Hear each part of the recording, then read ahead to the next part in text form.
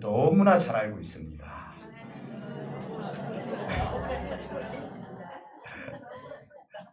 에, 오늘 일부 예배 때 제가 부부가 나오셨길래 그 부부 집사님한테 물어봤어요. 남편 집사님, 아내 집사님하고 했더니 잘 아시냐고 했더니 몰라요 그러더라고요.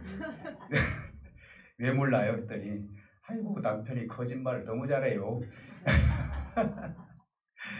우리가 아무리 같이 살아도 그 사람에 대해서 100% 안다라는 것은 불가능한 것 같아요. 그렇잖아요. 우리 사람과 사람 사이. 그래서 우리 속담에도 10길 물속은 알아도 한 사람의 마음은 모른다라고 얘기할 정도니까. 그래서 오늘 통달이라는 그런 의미, 여러분 통달이라는 그 의미를 가지고 하나님은 우리에 대해서 얼마만큼 알고 계시면서 우리를 인도해 가시는지에 대해서 오늘 말씀을 통해서 피차 은혜를 받고자 하겠습니다. 신약성경에서 예수님 외에 가장 위대한 인물을 하나 선택을 하라면 제가 언젠가도 그런 얘기를 했는데 이것은 내 생각이에요. 여러분들도 이제 신약성경 중에서 누가 가장 훌륭하다 생각할 수도 있어요. 근데 제가 그 이유를 달아서 이야기를 해드린다면은 예수님 다음으로 사도 바울 선생입니다. 이렇게 말씀드릴 수가 있습니다. 왜 그러냐면 그 이유를 제가 한 3가지 정도로 놓고 본다면은 예수님이 육신으로, 그러니까 성육신을 통하여서 이 땅에 오셨을 때 직접 12제자들은 지도를 받았지만은 사도 바울 선생님은요, 예수님에 대해서 전혀 관심이 없었던 사람이라는 것이죠. 그런데 이 사람이 엄청난 일을 했다는 것을 하나 우리가 한번 생각해 본다면은 참 위대한 인물로서 하나님으로부터 아름답게 쓰임받은 인물이구나라는 생각이 들어요. 예수님으로부터 직접 대화를 통하여서 배우지도 않았고 그 느낌도 없었고요. 그리고 심지어는 어느 정도냐면은 예수님을 믿는 사람들이 미쳤다, 참 잘못됐다, 그렇게 생각을 하면서 예수 믿는 사람들을 죽이는 장소에 가서도 저건 당연히 죽는 일이다. 그리고 잡아서 감옥에 집어넣는 것도 당연한 일이다. 라고 생각하면서 아주 예수님에 대해서 부정적인 생각을 했던 사람 중에 한 사람이 바울이에요. 그런데 문제는 어디서 터졌느냐? 사도 바울 선생님이 다메섹 도상에서 죽었다고 생각했던 예수님의 음성을 듣고 그 자리에서 꼬꾸라뜨린 거예요. 주여 누이시나이까. 그래서 결국은 그곳에서 예수님의 음성을 듣고 아나니아를 통하여서 눈이 뜨이게 되는데, 아나니아가 불평을 했을 때 하나님께서 뭐라고 말씀하시는 거니? 이는 이방인들을 위해서 내가 택한 하나님의 종이다, 큰 그릇이다, 이렇게 얘기를 하신 거예요. 그게 결국은 뭐냐면은 사도 바울 선생님은 예수님은 유대인들을 위주로 하나님의 복음의 역할을 했다는, 물론 이방인도 나가서 했어요. 그렇다면은 1차, 2차, 3차 전도행을 통해서 아시아와 유럽과 로마까지 이르러서 예수님이 원래 사마리아 땅끝까지 이르러 내 증인이더라고 그렇게 결정적으로 했던 사람이 누구냐? 바로 사도 바울이기 때문에 신약 성경에서 예수님 다음으로 저는 사도 바울 선생님이 정말 위대한 하나님의 사도로서 아버지의 뜻을 이룬 분이다라고 생각을 해요. 그래서 오늘 사실은 고린도전서를 우리가 읽었는데 이 내용도 사도 바울 선생님이 고린도 지역에 편지를 보내면서 그 마음에 애절한 마음을 가지고 그들에게 썼던 내용이 바로 오늘 읽었던 내용이다라고 볼 수가 있는 것입니다. 오늘은 이 본문을 통해서 사도 바울이 얼마나 힘들게 선교를 했는지, 아마 이루 말할 수 없는 죽음과 매맞음과 위협 속에서도 가장 생각나는 교회가 어디입니까? 라고 만약에 사도 바울 선생님한테 제가 여러분들이 물어본다면은 아마 10중 8구 고린도 교회라고 얘기하지 않을까. 제 생각이에요. 얼마나 힘들었으면은 고린도 교회라고 얘기를 할까? 저는 대화 나눠보진 않았어요. 근데 그 모든 내용을 보면 얼마나 사도 바울 선생님이 힘들었을까? 자, 한 가지 예를 들어본다면은 제가 우리 군산 열린교회의 목회자예요. 근데 고린도 지역에서는 사도 바울 선생님을 목회자로 안 봤다라는 것이죠. 사도라고 얘기하지 않는다는 거예요. 당신이 어떻게 12제자 위에 당신이 어떻게 사도라고 얘기를 하느냐. 이렇게 무시를 당하고 이렇게 힘든 상황 속에서 사도 바울 선생님은 그래? 너희들이 나를 인정하지 않는다면은 내가 이제는 다시는 이 지역에 오는가 봐라. 너희들 구원 받든 안 받든 나는 그냥 나 하나님 말씀만 전했으니까 자, 이것으로 끝. 이렇게 하지 않았다는 것이죠. 사도 바울은 자기가 인정받지 못하고 그 어려운 난관 속에서도 항상 생각했던 교회가 고린도 지역에 있는 교회였다는 것이죠. 그래서 사도 바울의 훌륭한 점은 나를 반대하고 나를 핍박하고 나를 인정하지 않았다 할지라도 기어코 고린도 지역에 있는 이 교회를 하나님의 교회로 그리고 거듭난 하나님의 생명들이 있는 교회로 성장시켰다는 것이 사도 바울 선생님의 훌륭한 사도로서의 역할을 하지 않았느냐. 이렇게 우리가 볼 수 있다는 거예요. 어떻게 보면은 고린도 교회를 성장시키면서 이제 당시 바울이 첫째 편지를 쓰면서 초반에 나타나는 그 내용이 오늘 본문에 지금 나타나 있는데 당시 바울이 예수님에 대한 복음을 전할 때 어떤 심정으로 복음을 전했는지 이걸 우리에게 지금 말씀하고 있다는 내용이에요. 여러분 혹시 복음을 전할 때 여러분 지식과 여러분들의 술수와 여러분들의 생각으로 복음을 전하고 있나요? 사도 바울 선생님은 이렇게 하지 않았다는 거예요. 오늘날 우리는 어떤 지식이 있어야만이 예수님을 전한다고 착각하고 복음을 전하는 경우가 있어요. 그게 아니죠. 사도 바울 선생님이 얘기했을 때 내가 너희들에게 이 복음을 전할 때는 두렵고 떨리는 마음으로 내가 전했다. 이렇게 얘기를 해요. 내가 만들어서 전한 것이 아니라니까요. 여러분들이 전도할 때 만들어서 전도합니까? 그렇지 않죠. 이렇게 소개를 한 내용이 오늘 읽은 내용이에요. 그러면서 내가 이 복음을 전할 때는 설득력 있는 지혜가 있는 지혜의 말로 세상의 지혜의 말로 전하지 않았다는 것이죠. 그래서 복음은 설득시키는 것이 아니라 복음은 선포하는 것이라고 사도 바울 선생님이 매번 얘기를 하지 않습니까? 여러분들이 누군가를 설득시키려 한다면요, 오히려 그들이 역효과가 날 수도 있는 거예요. 왜? 들을 귀가 있기 때문에요. 복음이라는 것은 설득이 아니라 선포예요. 주 예수 그리스도를 믿음으로 말미암아 하나님의 구원의 반열에 설 수 있다는 선포지. 야, 믿어봐. 한번 믿어줘. 나를 봐서. 이렇게 하는 것이 아니라는 것이죠. 지금 사도 바울 선생님 이야기하는 것은 내가 너희를 설득시키려고 이 복음을 전한 것이 아니라고 얘기를 합니다. 그러면서 뭐라고 얘기하는 거니? 이 앞부분은 저희들이 읽어보시지 않았지만 이렇게 소개를 해요. 세상에서 없어질 통치자들의 지혜로도 아니하였다. 이렇게 얘기를 해요. 우리는 가끔 세상 살면서요, 여러분들이 누구를 의지하고 있습니까? 물어보면 하나님 의지하죠. 이렇게 얘기할 거예요. 그런데 내가 살다 보면은 급한 일이 생기고 어려운 일이 생기고 힘든 일이 생겼을 때는요, 나를 통치해 줄 수 있는 사람을 찾게 돼 있다는 것이죠. 나를 도울 수 있는 사람을 찾게 돼 있다는 거예요. 하나님은 보이지도 않고 기도하면 안 들어주시는 것 같고 하나님이 이 문제를 해결해 주지 않을 것 같고 그러다 보니까 내 주변에 있는 나를 통치할 수 있는 사람을 찾을 때가 많이 있다는 거예요. 지금 고린도 교회가 문제가 뭐냐? 바로 그것이라는 거예요. 나의 앞으로 미래를 책임져 줄 수 있는 절대자가 누구냐 이 말이죠. 그래서 사도 바울 선생님은 앞부분에서 세상에서 없어질 통치자들의 지혜로 내가 복음을 전한 것이 아니다라고 이야기를 하면서 나는 다만 성령의 나타나심과 그 능력으로 하나님의 복음을 전했노라라고 이야기를 하는 거예요.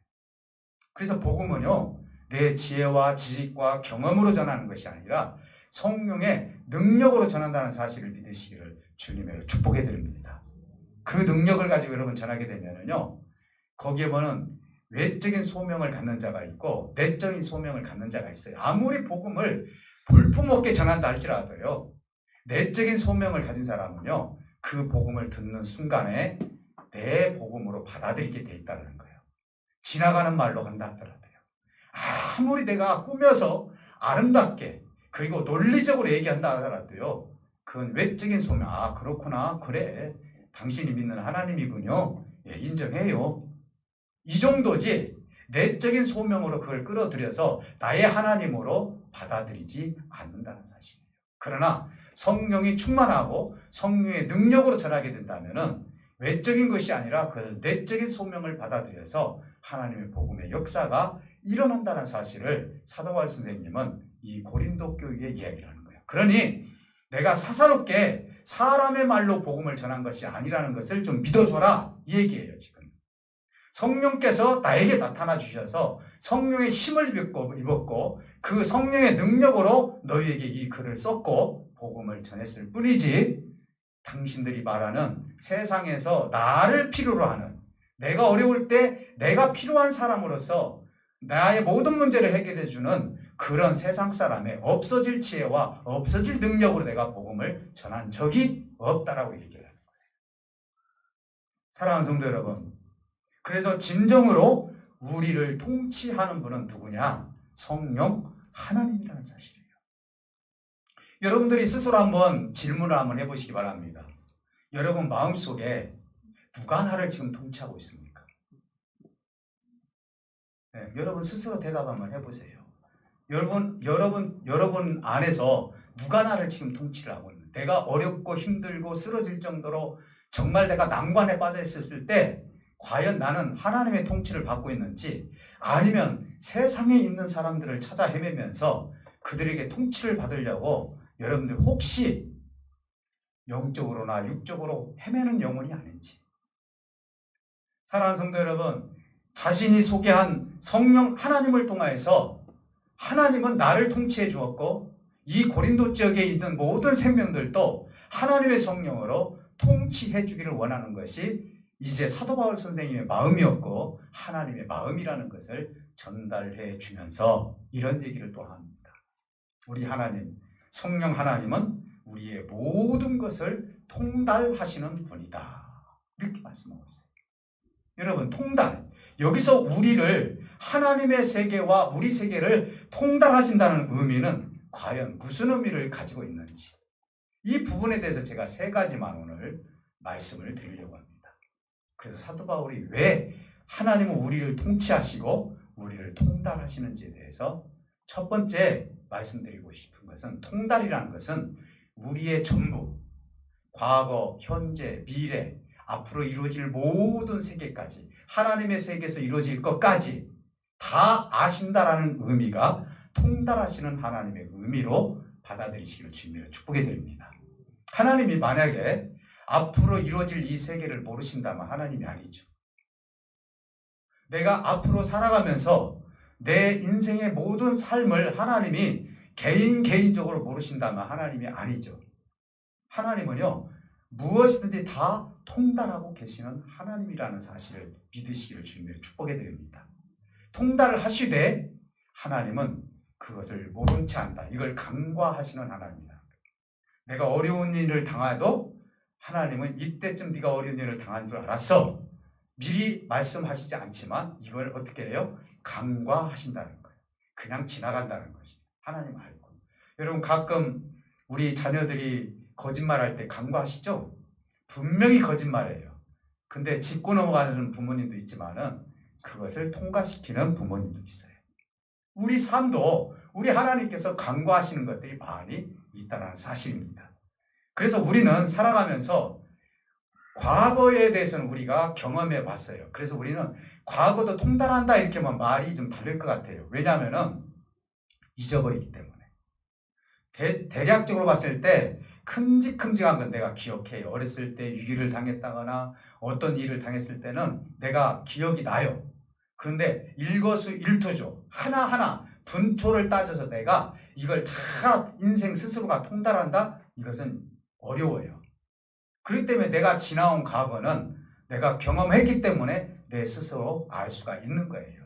그러면 우리 하나님은 과거를 통하여서 내가 알았다 할지라도 우리 하나님은 어떤 분이냐? 우리 과거뿐만 아니라 현재 일과 앞으로 1분 1초 뒤에 일어날 일과 그리고 미래에 일어난 모든 일들을 우리 하나님은 전부 알고 계시기 때문에 우리는 우리 스스로 미래를 알지 못하는 연약함에 대해서 하나님 앞에 호소하고 하나님을 의지할 수밖에 없는 존재라는 사실을 여러분 스스로가 하나님 앞에 인정해 드리는 것이 우리가 하나님이 우리를 통달하는 삶 속에서 우리의 삶을 이끌어가는 지혜의 삶이라는 사실을 믿으시기를 주님으로 축복해 드립니다.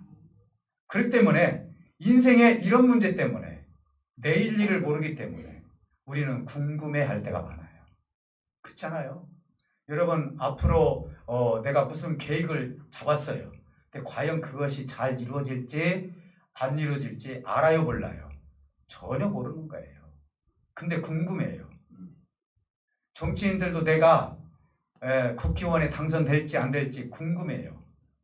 우리 자녀가 좋은 학교에 들어갈지 못 들어갈지 궁금해요. 그러다 보니까 미래를 알고 싶어서 수많은 사람들이 미래를 본다는 점쟁이를 찾아가서 이제 미래를 한번 꿈을 꿔보고 그렇구나. 그래 자꾸 점을 치는 거예요. 우리 하나님이 점쟁이보다도 못합니까? 근데 우리는 너무너무 궁금한 거예요. 우리 하나님은요 그걸 강구하고 있거든요. 왜 우리가 궁금증이 있습니까? 사실은요 하나님께서 우리 주기도문에서 보면은 일용할 양식을 주시옵시고 라는 제목이 있어요. 근데 그 다음 달 모래의 양식을 주시옵시고 라고 왜 기도하지 않았을까요? 궁금하죠? 이 말은 뭔 말이에요? 내 미래를 모르는 것처럼 우리 하나님은 일용할 양식뿐만 아니라 그 다음 날의 양식도 주시는 분이라는 것을 믿고 기도하라는 거 아니에요. 불투명한 미래라 할지라도 이 미래를 하나님께 맡기라는 의미가 내가 모르고 있는 자체가 은혜이고 그 미래를 맡기는 것이 믿음의 생활이고 그 미래를 향해서 하나님과 함께 동거동락하면서 그 뜻을 이루어가는 것이 우리 믿는 자들의 도리이며 자세가 아니냐 이 말이에요. 근데 무엇이 그렇게 궁금했는지 수많은 사람들이 여전히 그거에 대해서 점을 치고 여전히 그거에 대해서 궁금해하는 경우들이 있다는 사실이에요. 하나님은요 3가지를 비밀로 했어요. 하나는 예수님이 이 땅에 언제 오실지에 대해서 비밀로 두었어요. 두 번째는 우리가 언제 고난이 올지에 대해서 비밀로 두고 계셔요. 만약에 너 1년 뒤에 이런 고난이 있다라고 하나님께서 다 알려주신다면 괴로워서 어떻게 살아요? 그리고 나의 죽는 날을 비밀로 하셨어요. 절대로 이것은 하나님께서 비밀로 두고 계시는 거예요. 그래서 우리가 알아야 될 것도 있지만은 몰라야만이 우리에게 희망이 있고 소망이 있고 그것이 우리의 힘이 되는 경우들도 있다라는 거예요. 그래서 우리 하나님은 너무나 지혜로우신 분이기 때문에 우리의 미래에 대해서 하나에서 10까지 다 알려주시지 아니하고 일용할 양심만 구하라겠고 우리 하나님께서 이렇게 말씀하시지 않습니까? 하나님의 말씀은 내 발의 등이니라. 너가 한 발짝 움직일 때마다 빛으로 내가 인도하는 것이지 그 다음의 빛까지 하나님께서 비춰주시는 것이 아니다. 이것은 그만큼 하나님을 의지하라는 하나님의 생명의 말씀임을 믿으시기를 주님의 이름으로 축복해 드립니다. 사랑하는 성도 여러분, 우리 하나님께서 이렇게 통달을 했는데 그렇다면 이 통달한다는 의미가 어떻게 우리가 정말 그 의미를 두고 살아갈 수 있는가? 고린도 교회의 문제 중에 하나가 그거였다는 사실을 우리에게 지금 교훈하고 있는 거예요. 혼돈 자체인 거예요. 미래에 대해서. 앞부분에서 언급한 것처럼 없어질 통치자들이 지혜로 말씀한 것이 아니라는 거예요. 하나님은 일구이원하시지 않는다. 절대자인 우리 주님께서 주권자로서 특권으로서 우리 하나님께서 강조해 주신 것은 미래에 대해서 우리 하나님은 책임져 주신다는 사실을 우리에게 말씀하고 있다는 사실이에요. 그러니 저와 여러분들은 오직 우리 미래를 전부 아시는 우리의 하나님의 그 선하신 뜻 가운데서 하나님을 의지하는 것은 당연한 일이라는 사실을 믿으시기를 주님의 이름으로 축복해 드립니다. 그래서 통달이라는 것은 전부 하신다는 거예요. 자, 그러면은 통달을 하시는데 통달하시는 하나님께서 그러면 이걸 악용하시는 하나님이냐? 아니죠.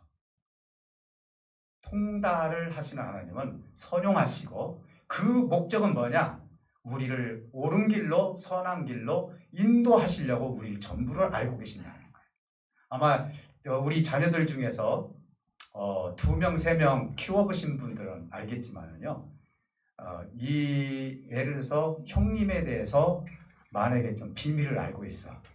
예를 들어서 어머니 것을 뭔가 좀 훔쳤다거나, 근데 이 동생이 지혜로운 동생이 세상 지혜예요. 그걸 엄마한테 안 일러요. 언제 일르려고? 내가 형님이 나를 괴롭힐 때, 너 엄마한테 내가 일른다. 여러분, 우리 그 자녀들이 그런 얘기 하잖아요. 지네들끼리. 그래서 이게 약점이 잡히니까 말도 못하고 쥐어 박지도 못하고, 이거 말하면 부모님한테 혼나니까. 그래서 이 동생이 이걸 쥐고 있는 거예요. 형님의 비밀을 알고 있기 때문에. 자, 우리 하나님은요, 우리의 비밀을 알고 계셔요. 우리의 과거 일이나 현재 우리가 있어 왔던 모든 일들을 하나님은 알고 계셔요. 그걸 우리 하나님께서 알고 계시는 것을 언제 쓰려고 지금 그것을 담궈놨을까요? 너 몇 년도 몇 월 며칠에 이거 했지? 네가 어떻게 그럴 수 있느냐? 하나님이 그걸 지금 내놓으려고 그렇게 합니까? 절대로 우리 하나님이 우리를 통달하신다는 그 의미는 뭐냐? 악용하려고 통달하신 것이 아니라 선용해 주시려고 통달하고 계신다는 사실. 믿습니까? 그러니까 어떤 무기를 우리가 가지고 있느냐에 따라서 그 무기가 좋은 무기가 되고 나쁜 무기가 될 수 있다니까요. 칼이라는 것은요, 좋게 쓸 수도 있지만은 나쁘게 쓸 수도 있는 것이 칼이에요.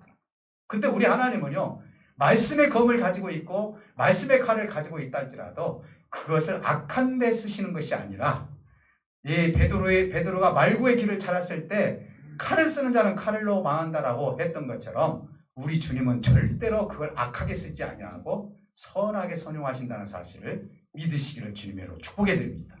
사랑하는 성도 여러분, 우리 하나님은요, 자기 유익을 위해서 그리고 세상 사람들처럼 또 국가나 단체의 모든 사람들이 그 비밀을 알고 그것을 통하여서 뭔가 꿈을 꾸려고 그리고 뭔가 앞서려고 하는 그 비밀을 이용하시는 하나님이 아니라 우리 하나님은 선용하시는 하나님이라는 거예요. 몇 년 전에 이런 일이 있었죠. 미국에서 우리 청와대를 그쪽으로 옮겼을 때 청와대 안에서, 그러니까 용산에서 있었던 이야기가 미국에서 다 들었잖아요. 여러분, 몇 미터 안에 있는 말소리까지 얼마나 첨단 기술이 있는지 다 들어요. 그 이유가 뭘까요?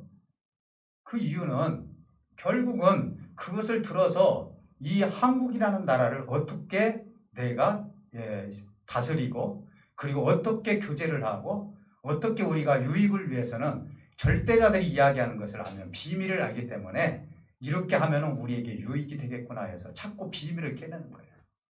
그래서 정보 전쟁이 얼마나 많이 일어나는지 몰라요. 중국, 러시아, 미국, 심지어는 우리 한국, 여러분 생각해 보시기 바랍니다. 이 나라를 다스리기 위해서 그 나라의 정보를 수집한다니까요. 여러분, 중국이라는 나라가 얼마나 무서운 나라인지 몰라요. 제가 천안문을 다녀왔는데요. 딱 사진을 찍으면 그가 누구인지를 다 안다니까요. 얼마나 CCTV가 많이 있는지요. 번호를 매기고 쫓아다닙니다. 아주 무서운 나라예요. 그래서 무엇을 하는지까지도 다 아는 거예요. 그 이유가 뭡니까? 그 정보 수집을 해가지고 정치가 무너지지 않도록 하기 위해서. 혹시 그들이 생각하는 잘못된 불순분자가 들어오지 않았는가 해서 그렇게 앞서서 생각하는 거예요. 세상도 마찬가지입니다. 뭔가 세상 사람들도 그 사람이 가지고 있는 단점이 있으면은 함부로 활동을 못하는 거예요. 우리가 많은 정치자들을 보세요. 보통 그걸 캐비넷이라고 하지 않습니까? 그거 가지고 얼마나 잘못되게 이용하고 있습니까? 그런데 우리 하나님은 캐비넷이 있습니까? 아니에요. 네가 언제 이런 잘못을 했다? 아닙니다. 우리 하나님은 심지어는 이렇게까지 말씀하고 있습니다. 너희들의 생각하는 것, 그리고 괴로운 것, 고통스러운 것, 그리고 용서하지 못하고 사랑하지 못한 것, 이 모든 것을 내가 앞으로는 양털같이 희게 할 때가 올 것이라고 말씀하고 있어요. 우리는 그걸 기억하고 있어요. 부부싸움에서도 보면은 10년 전 일까지 다 꺼내서 얘기하지 않습니까? 그렇잖아요. 아까 제가 일부 예배 때도 얘기했을 때 얼마나 웃었는지 몰라요. 모른다라는 거예요. 몇 년 살았는데. 몰라요. 근데 우리 하나님은 아셔요. 그런데 이걸 악용하는 것이 아니라 선용하시는 하나님임을 믿으시기를 주님의 이름으로 축복해 드립니다. 사랑하는 성도 여러분, 여기서 중요한 것은 완벽한 인생은 하나도 없다는 거예요. 사도 바울 선생님이 지금 고린도 교회를 향해서 이야기하는 거예요. 고린도 지역을 향해서 우리는 완벽하지 못하기 때문에 완벽하신 하나님을 통해서 우리의 인생을 맡겨야 되지 않겠느냐. 그래서 너희들이 지금 가지고 있는 잘못된 모든 삶도 사실은 통달하시지만은 이걸 악용하시는 하나님이 아니라 선용하시는 하나님이니 너희가 하나님께, 성령 하나님께 모든 것을 맡기라고 이야기하고 있는 것이에요. 우리가 믿음 생활하면서 착각하고 있는 중에서 한 가지가 있어요. 이건 지금도 유효하고 있어요. 수많은 사람들이 여기에 시달리고 있습니다. 어떤 착각을 하고 있느냐? 하나님과의 관계에서 나 자신이 완벽해야만이 하나님과 관계가 이루어진다라고 생각을 하고 있다는 거예요. 우리가 성경에 보면 첫째 아들과 둘째 아들의 비유가 나옵니다. 여러분 생각할 때 첫째 아들은 완벽한 것처럼 느껴져요. 근데 아버지께서 뭐라고 얘기합니까? 둘째 아들이 들어왔을 때 불평불만 하잖아요. 너는 아버지도 있었고 먹을 것도 있었고 그런데도 그거 하나 이해를 못하느냐. 그렇게 이야기를 해요. 우리가 생각할 때는 아버지와 같이 있으면 다 완벽할 것 같잖아요. 근데 어떤 면에서 놓고 봤을 때는 집에 있었던 그 첫째 아들은 집으로 돌아온 둘째 아들보다도 못하다고 볼 수도 있는 거예요. 자기는 지금 완벽하다고 생각하는 거예요. 우리가 이런 착각을 하고 살아요. 내가 교회를 10년 다녔고 20년 다녔고 아버지의 관계는 내가 여전히 온전한 관계를 지금 이루고 있다라고 생각하는 경우들이 있다는 거. 그래서 자꾸 완벽을 도모를 해요. 성경에 보면은 이게 바울도 그런 사람들이었지만은 이제 사두개인들이나 서기관들이나 제사장들이나 바리새인들이 다 자기가 완벽하다고 생각을 한 거예요. 사랑하는 성도 여러분, 주님이 이 땅에 내려오셨을 때 그 완벽한 자들을 위해서 내려온 것이 아니에요. 주님은 정말 그들에게 이야기합니다. 너희들이 완벽하기 때문에 나와 관계가 이루어지는 것이 아니라는 거예요. 그것이 오늘날도 유효한 거예요. 수많은 사람들이 착각합니다. 나는 몇 년 동안 교회를 섬겼고 주님을 위해서 이렇게 헌신을 했고 주님을 위해서 내가 이렇게 살지 않았습니까? 주님, 내가 주님을 위해서 머리에 손을 얹고 많은 병자를 고치지 않았습니까?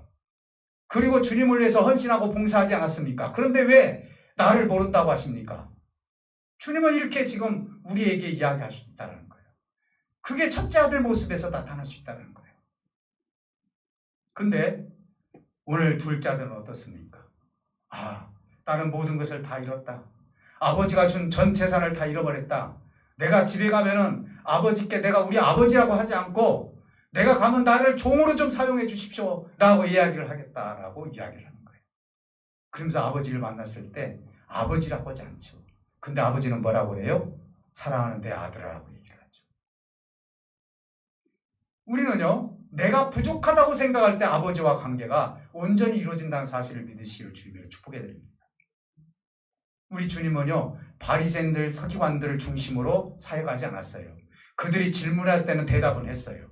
그러나 병든 자, 나약한 자, 세상에서 흔들리는 자, 그리고 지탄받는 자, 이들을 향해서 우리 주님은 다니시면서 그들의 병을 고쳐주셨고 그들의 마음을 위로해 주셨다는 사실이에요.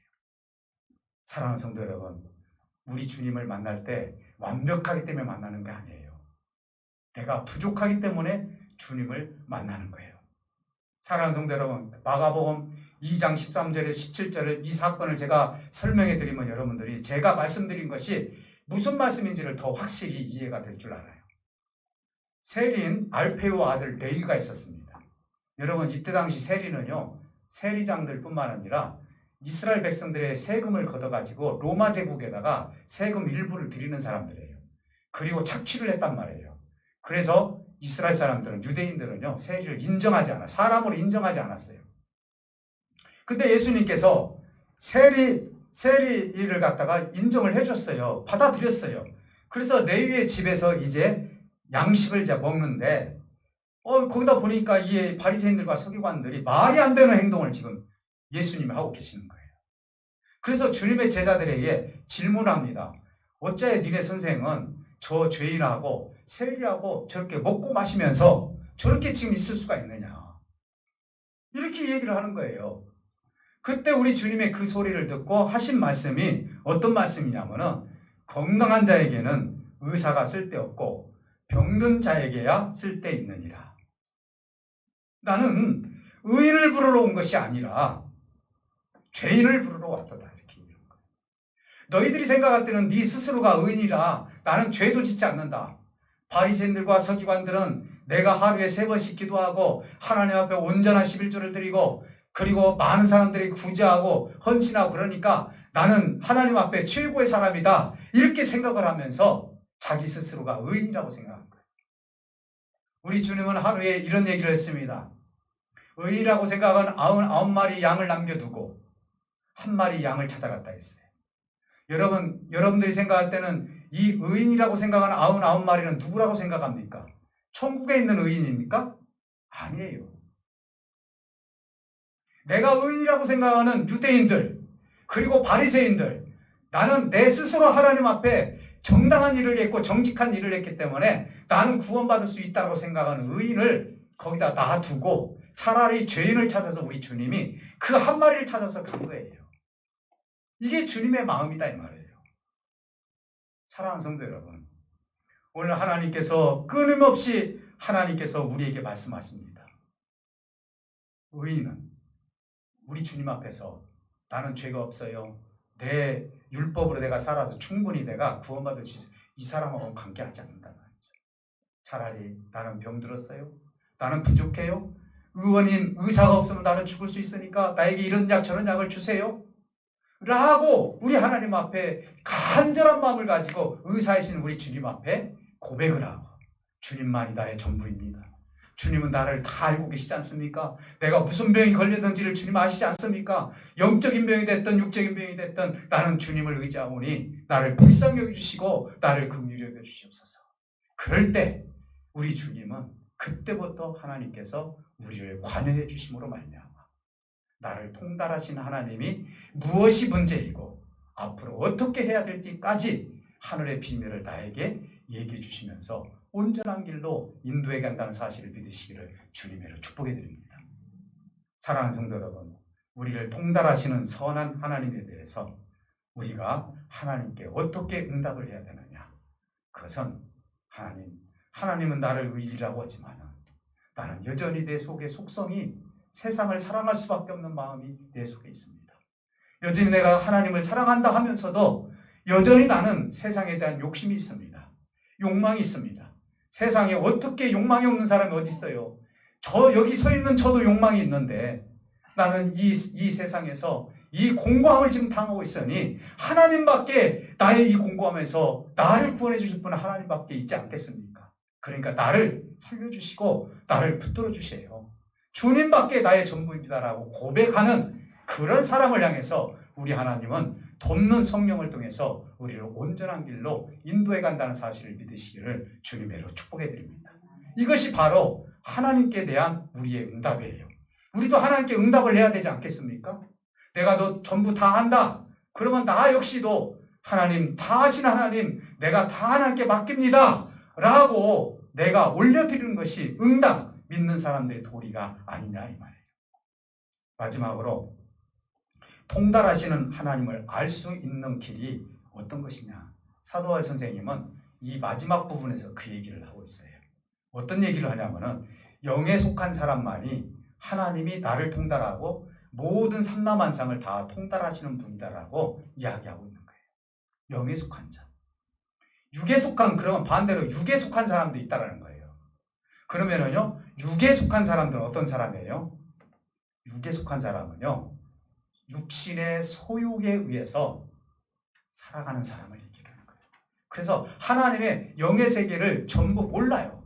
오로지 내 눈에는 육신의 안목과 정욕과 세상의 것들만이 내 안에 다 들어가 있기 때문에 하나님의 영적인 세계를 알려고 하지도 않고 이해하지도 모르고 영이 있다고 해도 그에 대해서 아무리 설명을 해도 하나님의 영은 하나님의 영으로 해석이 되고 육신의 영은 육신의 영으로만 지금 해석된다고 얘기를 했는데 육신의 소유에 쌓여있는 사람은 절대로 하나님을 알 수가 없다라고 주님은 단호하게 말씀을 하고 있는 거예요.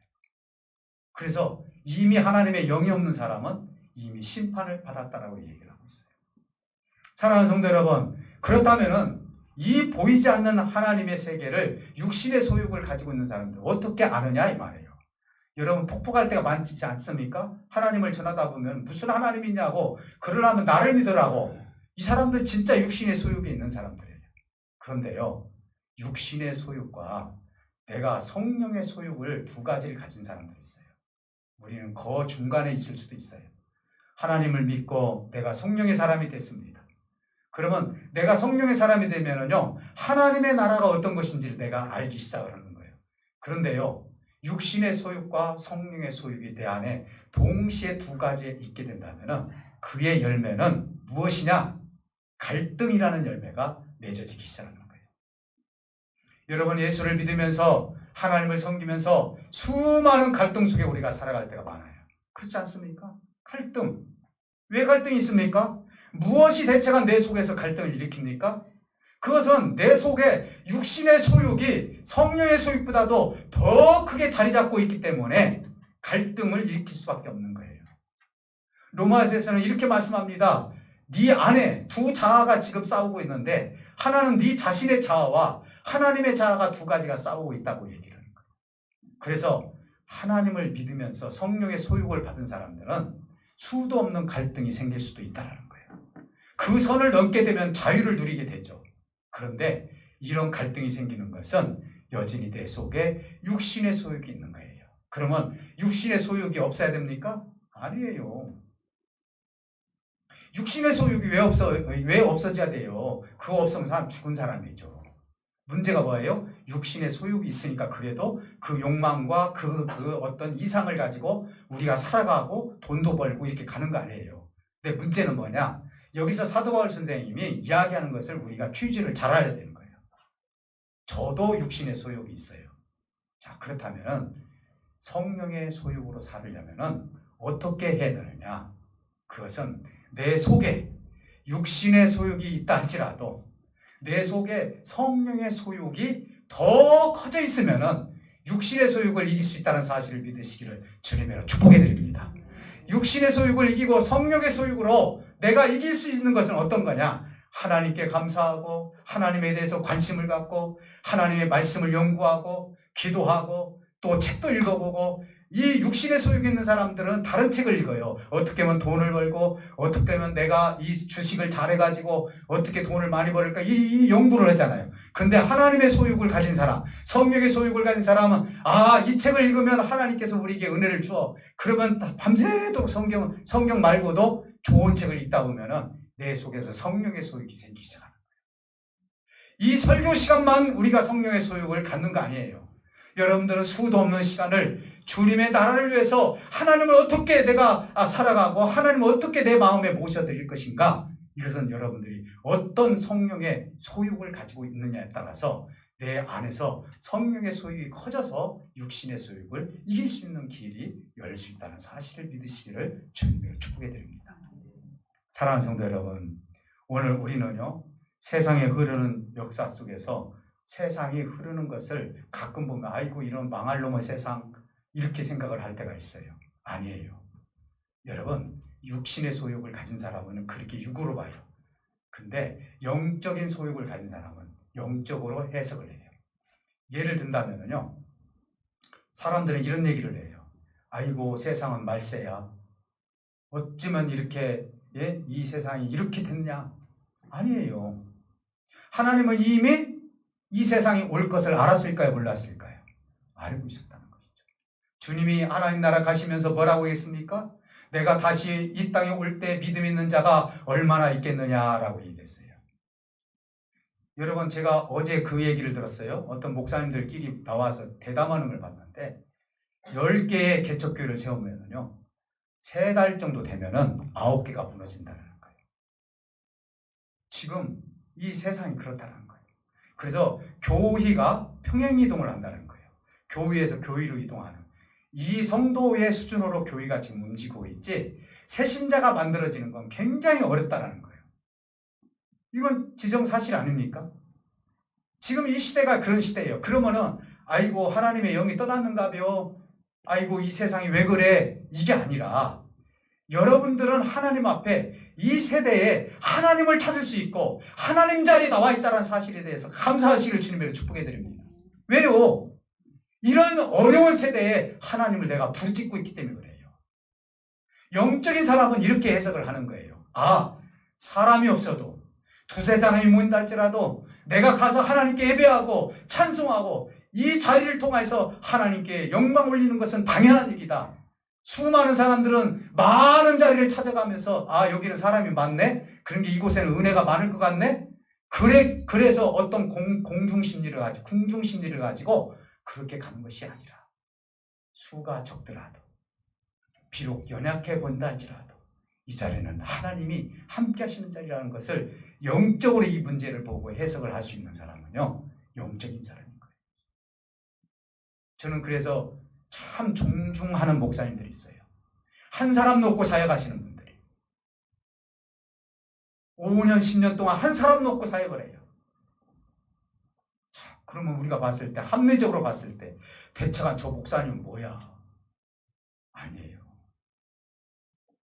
주님은요, 그렇게 할 거예요. 그 한 사람을 어떻게 사랑하고 이끌어갔는지, 그의 주의 종의 아픔, 주의 종의 고달픔, 이런 것을, 모든 것을 견디면서 한 사람에게까지 복음의 역사를 이루었던 그 사랑하는 마음을 하나님께서는 아시고, 한 달란트 가지고 한 달란트를 더 남겼다면은 우리 주님 칭찬받지 않습니까? 근데 그걸 묻어둬 버려요. 아이고 한 사람밖에 없네. 아, 이제 안 해. 이게 아닌 거예요. 교인은요, 수로 얘기하는 것이 아니에요. 하나님의 영이 있느냐 없느냐로 우리 하나님은 우리에게 판단하고 계신다는 사실을 믿으시기를 주님으로 축복해 드립니다. 세상의 흐름, 영적으로 파악하시기를 주님으로 축복해 드립니다. 그래서 우리 주님은 이렇게 얘기합니다. 이들을 향해서 이제 우리가 그리스도의 마음을 가졌노라. 사도 바울 선생님 일행이 고린도 교회에게 이런 거예요. 내가 그리스도의 마음을 가진 것처럼 너희들이 아무리 이해가 되지 않고 그런다 할지라도 너희도 우리와 같이 그리스도의 마음을 가졌을 때 하나님이 통달하셔서 여러분들의 앞길을 하나님의 기름진 앞길로 세워갈 것이라고 사도 바울이 애절한 마음을 가지고 그렇게 첫 번째 편지를 쓴 것이 고린도전서 2장에서 사도 바울의 마음을 우리에게 지금 이 시대에도 주고 있다는 사실인 거예요. 오늘 하나님께 다 맡기시는 저와 여러분들이 되시기를 바랍니다. 우리 진짜 내일 일을 몰라요. 그렇지 않습니까? 근데 우리 하나님 너무나 잘 알아요. 너무나 잘 아시는 하나님께 맡기는 것이 더 안전하지 않을까요? 오늘 이 시간 우리가 하나님께서 함께 주는 마음을 가지고 기도할 때 하나님, 내 미래까지 아시는 하나님, 내가 내 모든 삶을 주님께 맡깁니다 라고 기도할 때 하나님은 내가 너를 잘 알고 있다 라고 하시면서 칭찬해 주시고 하나님은 어루만져 주실 줄 믿습니다. 우리 다 같이 기도하실 때 그런 마음을 가지고 함께 기도하시도록 하겠습니다. 하나님 감사합니다. 오늘 주신 하나님의